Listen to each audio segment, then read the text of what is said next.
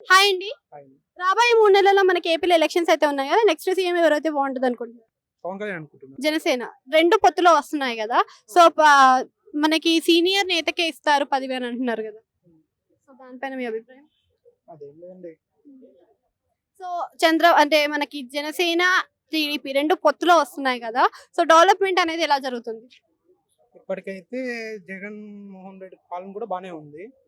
కానీ పవన్ కళ్యాణ్ వస్తే ఇంకా బాగుంటుంది అనుకుంటున్నాను. పవన్ కళ్యాణ్ వస్తే ఎటువంటి అభివృద్ధి జరుగుతుంది? అభివృద్ధి అంటే ఎడ్యుకేషన్ పరంగా అవుతుంది. ప్లస్ జాబ్స్ అండ్ మాకు రాజధాని కూడా ఇంకా కరెక్ట్ లేదు కదా. అవి డెవలప్ అవ్వచ్చు అనుకుంటున్నాను. అంటే కొన్ని మేనిఫెస్టో అయితే చేశారు కదా మనకి పవన్ కళ్యాణ్ గారు. ఆ మేనిఫెస్టో అనేది ఎంతవరకు నెరవేరుస్తుంది? 80-90% కంప్లీట్ చేయగలరు. అంటే వైఎస్ఆర్‌సీపీ వైఎస్ఆర్‌సీపీ నుంచి నేతలు ఎవరైతే ఉన్నారో వాళ్ళు కావాలని పవన్ కళ్యాణ్ రెచ్చగొడుతున్నారు అని అంటున్నారు కదా. అది వాళ్ళ ఉంటాయి పర్సనల్, మనము అడగకూడదు అవి. థ్యాంక్ యూ అండి.